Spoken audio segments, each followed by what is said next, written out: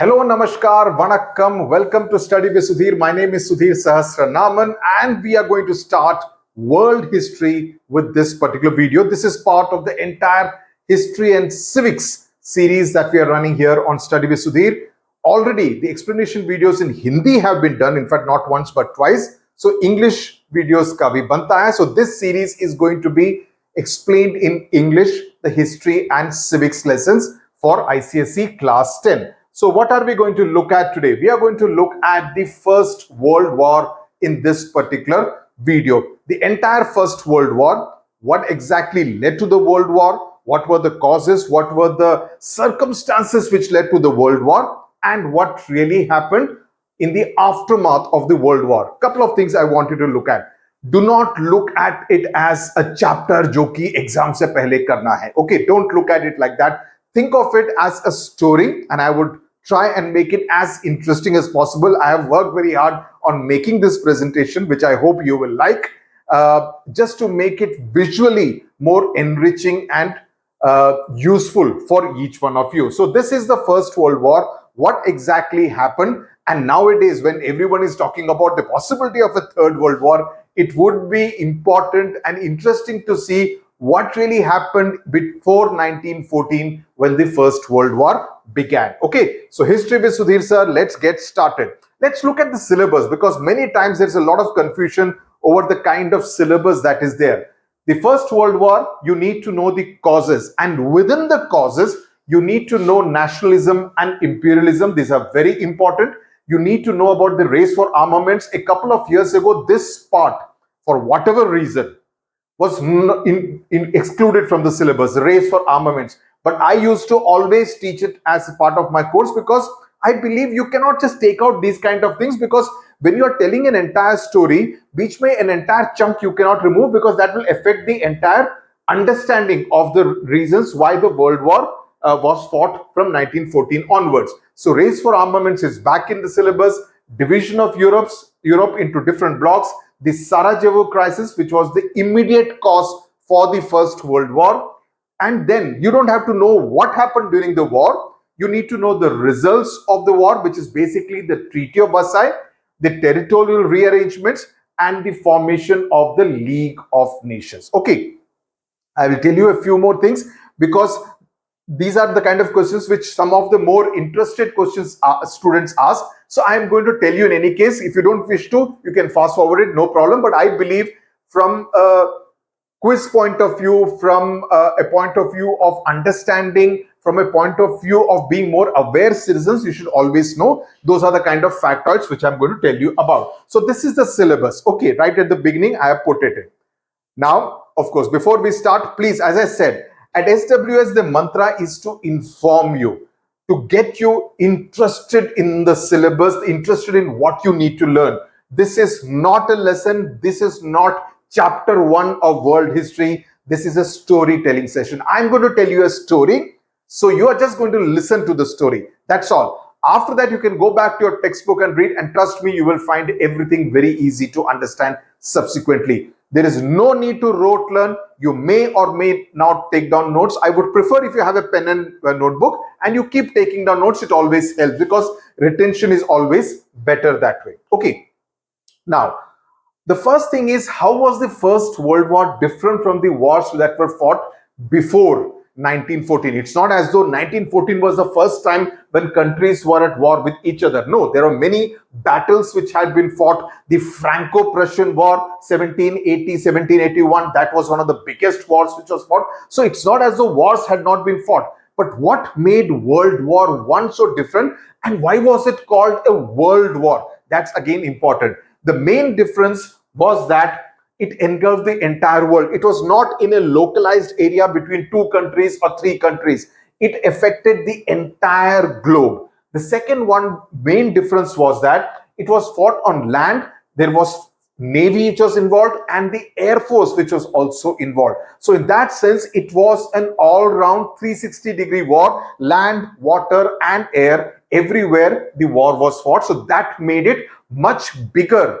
in terms of scale. The third one was the civilian population also got involved, And they were also the ones to get affected as a result of the fighting, the bombing, the shooting, the killing. The civilian population also got affected, because earlier it would only be the armies of two countries which will go to the battlefield and fight on the border. But now even the civilian population was getting affected, and that made the aftermath much more serious in terms of impact. And there was, as I said, unprecedented damage to the economy of the country, countries involved, to the number of soldiers who were lost, to the number of civilians also who got killed in the process. Now, let's now get into the causes for the First World War. What really led to the World War, where different countries became against each other? The main reason is nationalism and imperialism, and you need to understand these mota words. What exactly does it mean? Nationalism, in terms of definition, it meant a sense of unity felt by the people who share a common history. For example, you belong to a particular country. We belong to India. Let me take a modern day example so that you understand it better. We belong to India. Our heart beats for India. We cannot digest any injustice done to India, whether it be a cricket or a hockey match, or whether it be in terms of Group Captain Shubhanshu Shukla going into space, to be it of any pride or Operation Sindoor. We are on India's side because we share a common history. We are all citizens of this great nation. So there is a sense of nationalism, right? So it means a sense of unity. So whether you are from Punjab or Tamil Nadu or Assam or Maharashtra, we all kind of have a sense of unity because we are Indians. We carry a passport of India. When we go outside the country, you represent your country, your ambassadors in a sense of your country. So nationalism meant a sense of unity felt by the people who share a common history. Understood? This led, however, in 1914 or the years leading up to 1914, this led to aggressive nationalism in Europe. In different European countries, it led to aggressive nationalism. Now, what does aggressive nationalism? Now, we are all nationalistic. Are we aggressively nationalistic? Maybe yes, maybe not. But in Europe, in the years leading to 1914, what it meant was, I love my country. Great, no problem with that. But I also hate another country. That becomes a problem. So you become intensely selfish, self-centered, obsessed with yourself, and that hatred takes on different kinds of forms, as it did in the years leading up to the First World War. So it meant love for one's own country and hatred of other countries. Hatred, we also hate. I mean, we have issues with the way Pakistan behaves. We have issues with the way China behaves. Okay, we may have issues with some other countries also. We have issues with the way how Turkey supported Pakistan during Operation Sindoor, isn't it? Right? So we have issues. But does it mean we hate them? Does it mean that we snap diplomatic relations? Do we say that Pakistan is country non grata? We don't recognize you as a country. We don't. We continue with our diplomatic relations even now. We are still having those kind of diplomatic relations with our next door neighbor. So we are not kind of hating. Yes, we have problems and we will resolve those problems. We will settle those problems one way or the other. So what I'm trying to say is that in Europe, it meant love for one's own country and hatred for other countries. And each nation thought about its own interests and did not care about the others. Gradually, these countries developed expansionist policies in the name of nationalism. Now becomes the problem.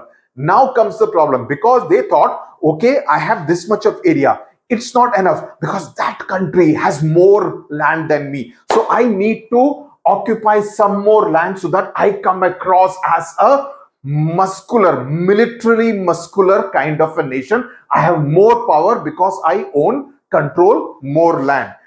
Every country began increasing military power. And how can you kind of control more land? By fighting a war with some other country and annexing it, controlling it. So then that country also comes under control, just like India was a colony of Britain for so many years, right? So that's how these countries in Europe started doing, because they thought they need to have more colonies in order to look more powerful. That's what is called aggressive nationalism. I hope you have understood it now. Okay. Now, What happened as a result? Now, most of these countries realized that England was one country, Britain was one country that had too many colonies, right? They had just too many colonies out there. So they thought we also need to get aggressively nationalistic. So a country like France, what did it do? France wanted the territories of Alsace and Lorraine. Please go to the chapter called The Last Lesson, which is there in your class 10 English Literature Treasure Chest textbook. That is based on what was happening in Alsace and Lorraine, is Alsace in particular. So France wanted the territories of Alsace and Lorraine from Germany because both were rich in deposits in iron ore, because the two towns had a lot of deposits of iron ore, and therefore they were very important for France's French prosperity. They needed that, right? Those mineral deposits.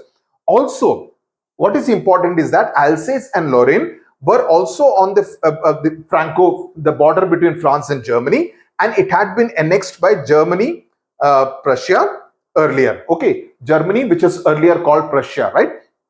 So, I mean, it should be in brackets, right? So it was on the border. So it earlier was belonging to France, but now it was to Germany. So France wanted it back. Similarly, Germany, what it wanted, German Emperor Kaiser Wilhelm II wanted Germany to be the leader of the world. So everyone wanted them to be the leader, the captain of the world. What did Italy want? Italy wanted Trentino Trieste, a prosperous port from Austria. What did Serbia want? Serbia wanted a greater Balkan state where smaller states could come together and get unified, right? So every country you see, all the major European countries, along with England, had this kind of greedy eyes. We want to be more powerful. So it was a case of sheer greed expressing itself as aggressive nationalism, and that is what was happening in the years leading up to 1914 in different countries in Europe. So in this particular illustration that how I have seen it, these are all different countries. They're all looking at the African continent. Also on the other side, they're looking at different countries in Asia like India, and they're all kind of, they want to grab as much as possible. So this I thought was a metaphorically very strong kind of illustration. Now, from aggressive nationalism, let's understand imperialism and colonization. Okay, here you are seeing in the search of diamonds, in search of rubber, in search of different things, they would all go and look at different kind of countries outside their shores, right? Because the European countries are actually very small in size. This led to imperialism. Aggressive nationalism led to imperialism, a system by which a powerful nation established control over another country. Imperialism is a system by which a powerful country establishes control over another country in terms of takeover. By political pressure, you apply political pressure, and if the king is a little weak, chapta marlo, just like a snake eats a frog or a rat. Infiltration, that you sneak into that country and slowly start controlling. Or how Britain did, it came here in the guise of doing trade and gradually controlled the whole of India. Or annexation by outright war. Or yudh karo, you fight a war and defeat that army and take over that country, right? So this is how imperialism expressed itself. So puppet governments were installed in the colonies. So once you took over, you will install someone who is completely under your control. That's why it's called a puppet, right? He will dance according to your tunes. Whatever you want, that particular ruler would do. So puppet governments were installed in many of these colonies. The imperial nations exploited resources, and in turn, what the country in Europe will do, it will take away all the raw material, it will take away all the minerals, it will take away all the useful raw material, right? So that you could provide raw material for your factories in your country and make the finished goods, and later on, like Britain would do, sell it back in the main country where the poor people would not have money to buy those kind of foreign goods of the colonies for their economic interest. So many of these European countries wouldn't have anything. Like many of these people from Portugal, why did Vasco da Gama, like I explained in the first introduction story, please see all the videos that I have done from 1857 to 1915, which have already been done. Similarly, Gandhian history will be done. So everything will be done. Please look at those videos. Those videos are rich in terms of information. So why did Vasco da Gama come from Portugal to India, to Kerala, in search of gold and spices, right? So whatever they didn't have, they would come to colonies like India to exploit them. They provided raw material, cheap labor, and trading ports. And many of these colonies had trading ports. All the countries in Europe did not have trading ports. They would have cheap labor. They would take labor and make them work in their factories. So all that kind of sheer exploitation was going on. So you need to understand, see, as students of history, you need to have a wider perspective, not just look at the textbook and ratta maro. Please don't do it, because when you understand the history, you become more knowledgeable, you become more learned, you become more aware, right? And your world perspective increases. And that's what I would want all students of SWS to be like. Okay, now let's look at the colonial empires that were being created as a result of this colonization. Colonization is essentially creating colonies. So those are all colonial empires, and the biggest offenders in this, I mean, initially Portugal, but subsequently Britain, just in Hindi it was called Britannia, and France. Okay, these were the two. So they would look at Egypt in the Middle East, Lanka, Sri Lanka, Myanmar, India, South Africa. So England and France built up a huge colonial empire in Asia and Africa. British imperialism exploited resources of its colonies in India, Sri Lanka, Myanmar, Egypt, South Africa, and some more African countries. Its imperial power was reinforced by her powerful and world's largest navy. So England had a very powerful navy, and that was really the way they would go ahead and control everything. And other European countries like Germany thought, okay, this country, England, has its huge fleet of ships, a very powerful navy. So if we have to compete with England, we need to strengthen our navy as well. So Germany started doing that. By other European countries like Germany, Italy also wanted to increase their sphere of influence. This aggressive nationalism and fierce economic competition created atmosphere of fear, apprehension, mutual hatred. Okay, this is what. So Germany and Italy decided we also need to do the same in order to compete with both France and England. So these were some of the colonies that were being created. So you can see the labor being exploited in the coal mines, the labor being exploited in the tea gardens, right?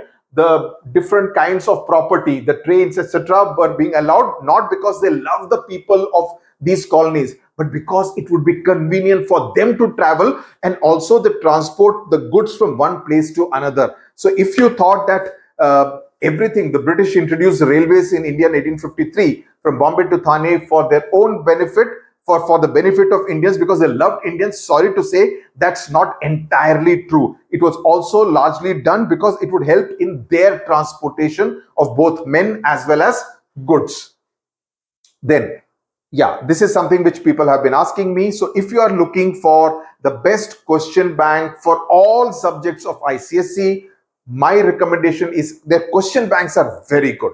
Their question banks are excellent, right? Because they come with notes, chapter-wise notes. They have practice questions. They have MCQs. They have previous year questions also included in that. They have mind maps, and they have the solved papers of last year, a year before last, some specimen paper, etc. They have some papers. So you get a feel of different kinds of questions, different kinds of papers. I've always been a fan of the Oswald books question bank. And if you need that, this is something which I've got specifically for students of SWS. Use this discount coupon code. You will get an extra additional discount if you use this. This is on the oswaldbooks.com, their website, not Amazon. So you can look at it. This is how their different question banks, and they have it for different subjects: physics, chemistry, maths, geography, biology, all the different computer applications they have for different subjects. You can take a look at this. Okay. And very soon, my essay, letters, and notice email book is going to come very, very soon. It's shaped up very well. Now, the second important point after nationalism and imperialism is the race for armaments. What exactly does it mean? Armaments means weapons, like all these soldiers are having. So every major power in Europe started stockpiling. Stockpiling means collecting arms in the name of self. We have to collect us, we have to save ourselves, just like countries are doing even in 2025. You are kind of spending, our defense budgets are going up because you need to keep ourselves safe. right? When Pakistan shoots Sensos missiles and drones into India during Operation Sindoor, we need to have the defense system so that none of those drone attacks happen over Amritsar or any of the border towns in India, right? So you need to do that to keep yourself safe. So we need to spend on our defense budget. The same was happening even before 1914 in countries in Europe, where every country started stockpiling armaments because we need to defend ourselves, right?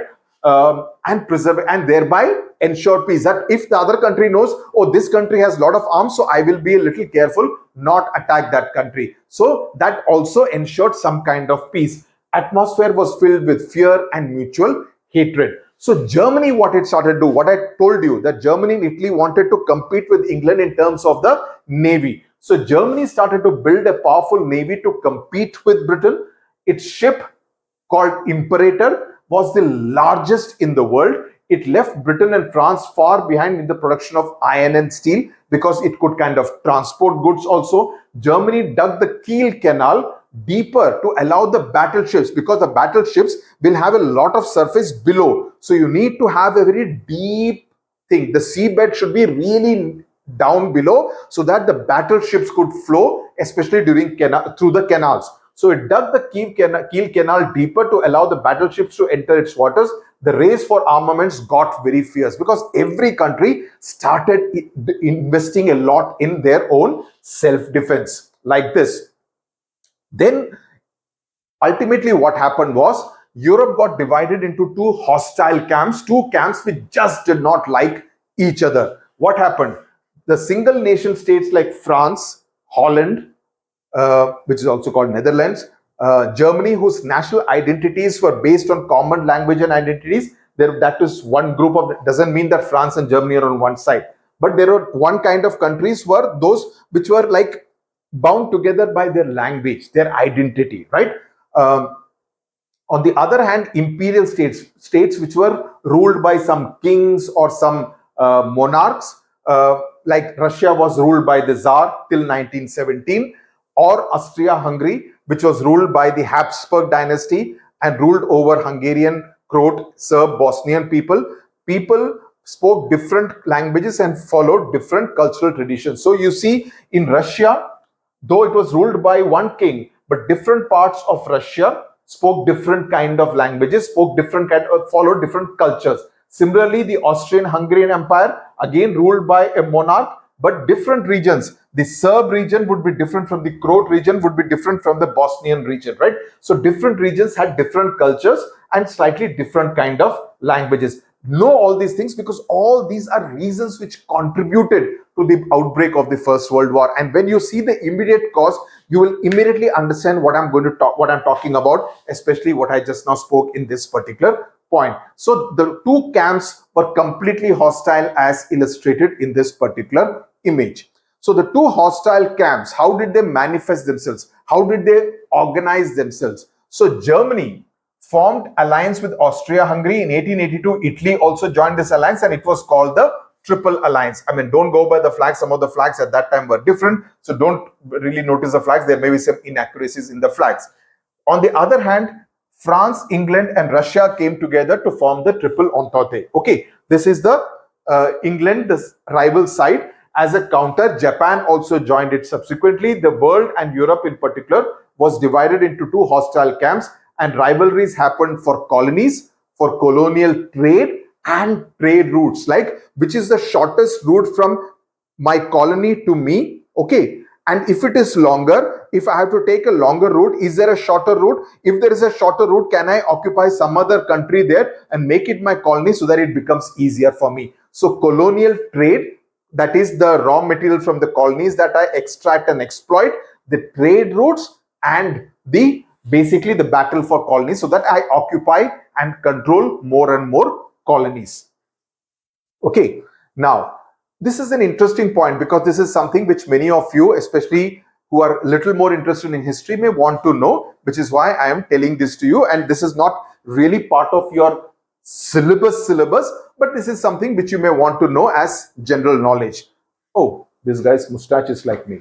So why were France and Germany such rivals? Why did the Franco-Prussian War, Prussia was the earlier name for Germany, Why did the Franco-Prussian War happen in 1780-81? And why were they rivals? Because Prussia, the geographical ancestor of today's Germany, defeated France in the Franco-Prussian War of 1870, not 1780. Why am I going on saying 1780? 1870. My apologies. Okay. German Chancellor Bismarck kept France isolated from other European countries, preventing her from establishing friendly relations. It was only after Bismarck lost power in 1890 and subsequently died in 1898 that France established an alliance with Russia and England. These three countries formed the Triple Entente in 1907 to counter the Triple Alliance. So basically, it was because of the Franco-Prussian War of 1870-71 that this kind of an animosity was there. Earlier also, I think I said 1780 by mistake. Okay. Now let's come to the immediate crisis, which is the Sarajevo crisis. Okay, why is it called the Sarajevo crisis and how is it the immediate cause? Because what happened here on 28th of June 1914 is that the Archduke Franz Ferdinand, who was the heir to the Austria-Hungary throne, that is, he was to be the next king, he was shot dead. He was assassinated in Sarajevo city on June 28, 1914 by a secret society called Black Hand or the Union of Death. So they call themselves the Black Hand or the Union of Death. And this particular person shot him dead. Actually, also his wife Sophie. Both of them were shot dead. In fact, she died first. Both of them were assassinated on the 28th of June 1914. Now, this is an extremely important development which took place. Now, along with the Archduke, his wife Sophie, who was the Duchess of Hohenberg, I mean, this is just a GK point, also was killed. Who killed them? This person called Gavrilo Princip. He's the one who pulled the trigger on the Archduke and his wife Sophie. He was a Bosnian Serbian nationalist called Gavrilo Princip. He was actually a student who actually killed the Archduke. Now, subsequently, when the Archduke was killed on the 28th of June, Austria served an ultimatum on Serbia once they knew that it was a Bosnian Serbian secret group which had actually undertaken the killing, and they accepted some of the demands. And Austria subsequently, exactly a month later, on the 28th of July, declared war on Serbia. That's how the entire World War started. Okay, let me just tell you the reason why the Archduke was assassinated. The Black Hand was now you're seeing this illustration which I've created, the Archduke assassinated, they're reading in the newspapers. It says the Black Hand was a secret Serbian nationalist group that wanted to unify all the Serbs, Croats, Bosnians under a single Serbian state. They saw Austria-Hungary's control as a threat to this goal. This again also for your understanding, background understanding, so that you have more clarity. When you write your answers, if you know the entire story, it makes your answers look that much better.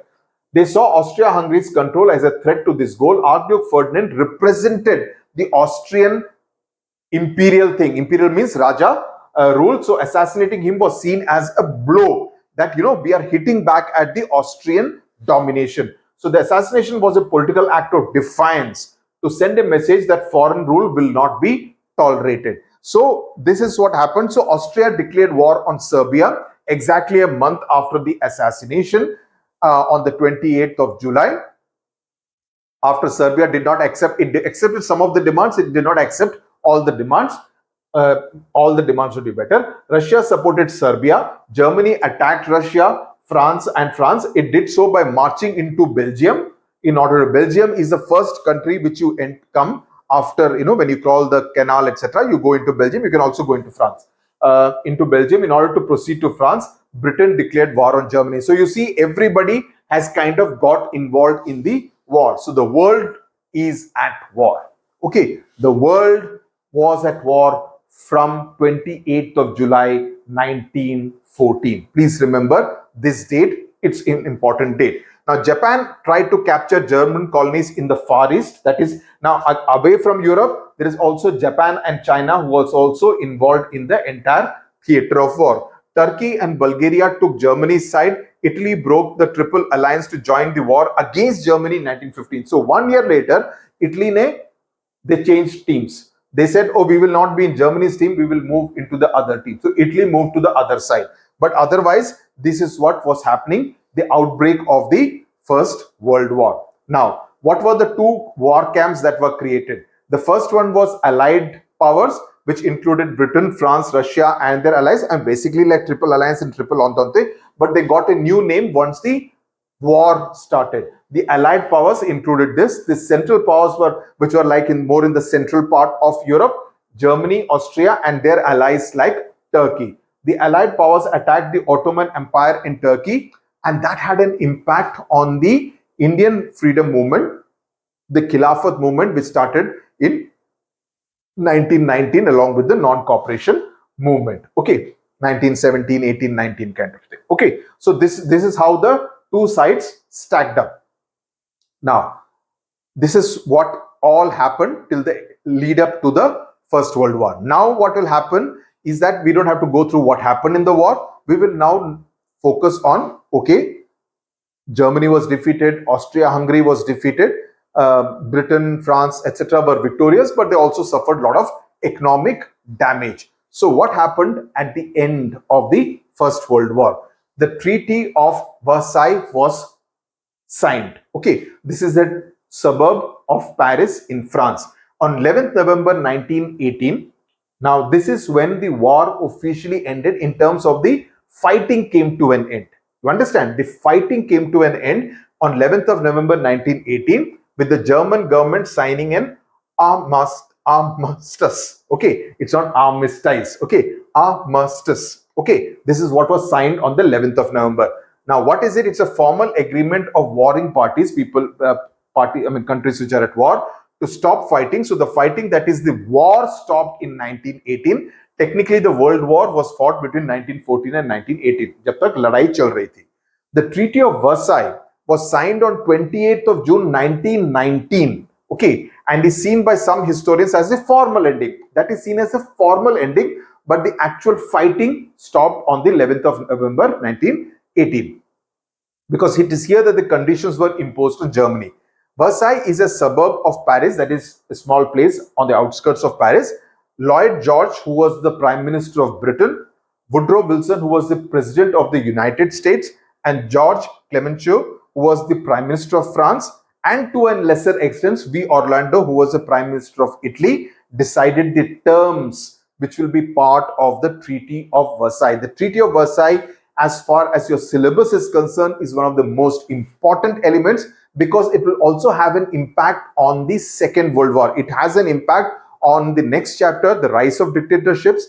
It will also have an impact on the third chapter, the Second World War. So look at this very carefully. I'm going to deal with this in great detail. So this is the Treaty of Versailles, which is being signed. Now, what really was happening and why was Russia kept out of the Treaty of Versailles? Now, this is something very interesting, again, for your general knowledge. Now, Russia had fought as one of the allies only till 1917. Because in 1917, the October Revolution took place in Russia, during which the Tsar was overthrown. Okay, and then Lenin came into power. You know, the entire group came into power. The Tsar was overthrown. The new Bolshevik government withdrew from the war. The Allied powers, which is England, France, etc., refused to recognize the new regime in Moscow and did not invite them to the peace conference to discuss the treaty, which is why Russia was kept out of the Treaty of Versailles. This is again for your general knowledge because there are many people who are curious कि ऐसा क्यों हुआ? So I'm just telling it to you for your benefit, and many of my students in the past have asked this question, which is why I've included this one. I used to tell them individually, but now I'm telling this as a group. Now, what are the terms of the Treaty of Versailles? The first term, and this is something which always comes earlier, it would come like, tell 3 terms of the Treaty of Versailles. No longer. Now you get questions like, what were the military conditions of the Treaty of Versailles? How did it have an impact? You know, there'll be more application and understanding based questions. So, which is why I'm going on insisting, understand, don't rote learn. So the aim was to ensure Germany could never, basically Treaty of Versailles, when they met there, this 4 gentlemen and other representatives of other countries, they basically wanted to ensure that do something to Germany that it can never ever dare to fight a war again. ऐसी हालत कर दो उसकी. So what did the Treaty of Versailles do? It declared Germany guilty of aggression and humiliated the country. You know, if somebody comes and says you are a terrorist state, we will impose sanctions on you, we will not allow any country to do trade with you, you as a country will feel humiliated. How dare this world all, gang up against us? You will feel angry. That's what happened to Germany. The entire world ganged up against Germany. They humiliated Germany, which is why Treaty of Versailles and the terms and conditions of the Treaty of Versailles was a cause for the Second World War. Okay, they tried to ensure that Germany could never wage a war again. But what happened? 20 years later, exactly 20 years later, 1919, 28th of June, this has been signed. September 1, 1939, exactly 20 years later, Hitler invaded Poland. Treaty of Versailles को उससे पहले ही he threw it into the dustbin. भाड़ में जाओ, I don't agree with the Treaty of Versailles. So they humiliated it, and sometimes when you humiliate a country, it can have very disastrous consequences. So Germany was asked to pay damages suffered by the Allied powers. So these guys tried to be very clever because they thought we have suffered so much of economic losses because of fighting this war against Germany and the Central Powers. So they need to compensate us. So what they did was they asked for $33 billion as war indemnity. It's like a fine, it's like compensation.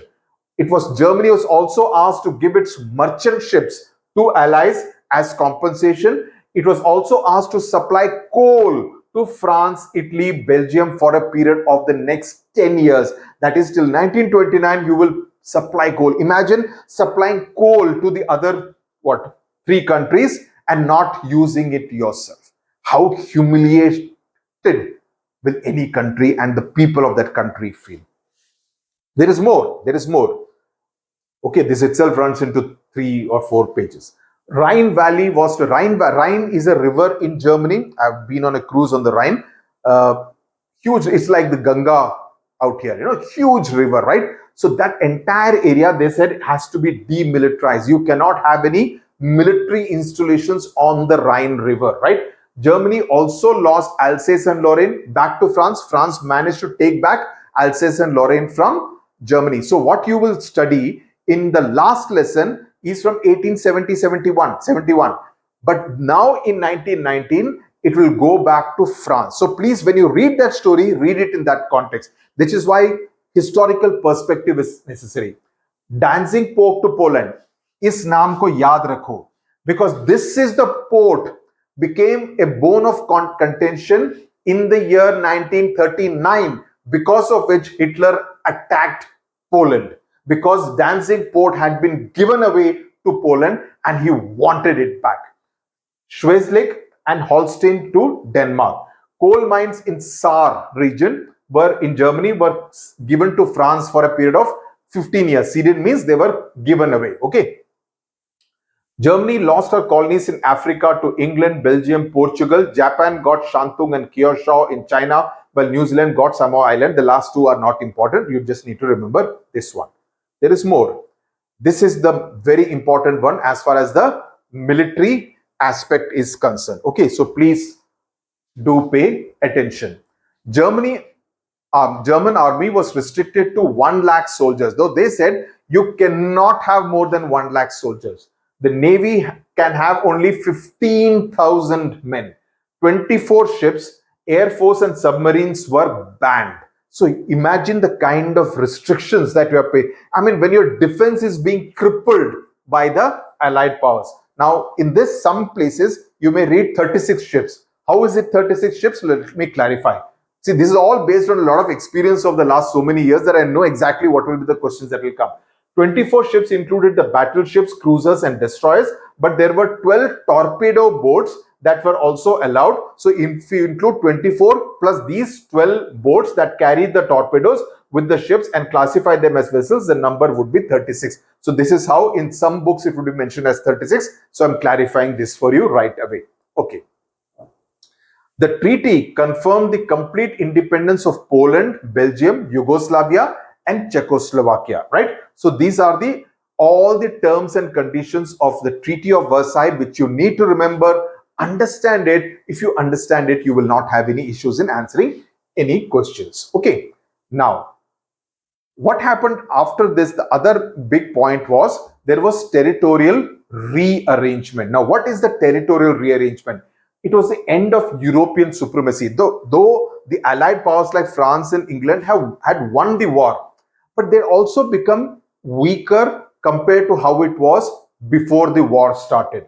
America emerged as the new superpower. Europe was, in a sense, getting a little weak. Okay, so end of European supremacy in the world, USA emerged as a world power. Czechoslovakia and Yugoslavia became new independent countries. Independent states with distinct cultures emerged like Finland, Yugoslavia, Estonia, Lithuania, Latvia. So these were the new countries which emerged. Then the ruling dynasties were destroyed, right? The different dynasties, the thrones, etc., the crowns, they were all destroyed. The Tsar in Russia in the middle of the First World War in 1917, the Habsburg in Austria-Hungary, the Hohenzollern in Germany, Ottoman Empire in Turkey. It meant autocratic monarchical system was demolished in many countries in Europe. This is another fallout of the First World War. Then they decided that now we need to form what is called a League of Nations. What is today's United Nations, which is 80 years old, formed in October 1945. This was formed after the Treaty of Versailles in 1919. So the aim was to have a mechanism. What was the aim of the League of Nations? To prevent war and promote international cooperation. So we cannot have another world war. So let's have a body which will ensure peace. So it was basically the brainchild of Woodrow Wilson, the president of the USA. He had made something called a 14-point. Okay. It included creation of an international organization for preservation of peace and ensure independence of nations. That we will not have colonies. We will not have these kind of controls. We will have peace. We will not have race for armaments. So it was set up in January 1920 after the Treaty of Versailles with 42 founding members. Its headquarters was in Geneva in Switzerland. So this was the League of Nations with 42 founding members set up in January 1920, and as the illustration shows, it was basically to ensure peace. Dove is a symbol of peace. But what were the aims and objectives? All these handshakes, etc., is fine. But all countries were prohibited from entering into secret treaties and alliances, not to maintain huge army or pile up armaments. That was one of the aims and objectives of the League of Nations. Countries to respect each other's independence, they were told. All disputes to be referred to the League of Nations, that if country A has a problem with country B, it should go to the League of Nations, and that will listen and arbitrate and mediate between the two. Promote social, cultural and economic cooperations between different nations. So, everything which should be like the perfect thing was tried to be done by the League of Nations. That was the aim and objective. Okay. Now, there were some problem areas. It is not as though everything was very fine. And these are some interesting problem areas. The first, you see, USA saying no to the League of Nations. Okay. So, though Woodrow Wilson was very keen and he was one of the driving force behind the Treaty of Versailles and the League of Nations, USA decided not to join the League of Nations. This was due to, what was the reason? And this is not mentioned in your book, but you need to know because this basic curiosity. This was due to opposition from people in the USA, including their senators and congressmen who preferred the policy of isolation. They thought this USA में बहुत much है, वहां पे बहुत much है, वहां पे बहुत ज्यादा too much of politics out there. Let USA not get involved in the politics of Europe. Okay, so they did not want to fight on behalf of other countries, especially in Europe, and send people to battle and lose their young soldiers in battle. So the mood in the United States at that time was to keep the country out of messy European affairs. So USA did not join the League of Nations. Very interesting. The second interesting aspect was that Germany and Soviet Union, that is Russia, also were not part of the League of Nations. They were not allowed to become the members. For many years, the world powers wanted Germany not to be considered as a member of the international community. Keep punishing it, keep insulting it, keep humiliating it. So it did not allow Germany's entry into the League of Nations. Germany finally became a member in the year 1926, that is after 6 years. But Hitler withdrew in 1933. Once he became the Chancellor of Germany, he withdrew from the League of Nations. Soviet Union became a member only in 1934. Okay, so these were the, interestingly, India, even though it was not an independent country, was made a member of the League of Nations. Very interesting. So these are all interesting aspects which I thought would interest you, and I thought this illustration really captured what really happened, that America said no to the League of Nations. With this, we come to the end, and I hope you've enjoyed it. You have learned a lot of new things. Now I would suggest, please go and read your notebook, textbook. If not immediately, at least tomorrow, so that it becomes like a revision. And I'm very sure now when you read the textbook, things will be far, far more clear and easy to understand and retain. So that is something which you need to do. So for your time and patience, thank you very much. I will see you in yet another video of history and civics and geography on this channel, which will be entirely covered in the most comprehensive way possible. Thank you very much for watching. Share the videos with at least 3 more classmates and friends, and subscribe to Study with Sudhir. Tata.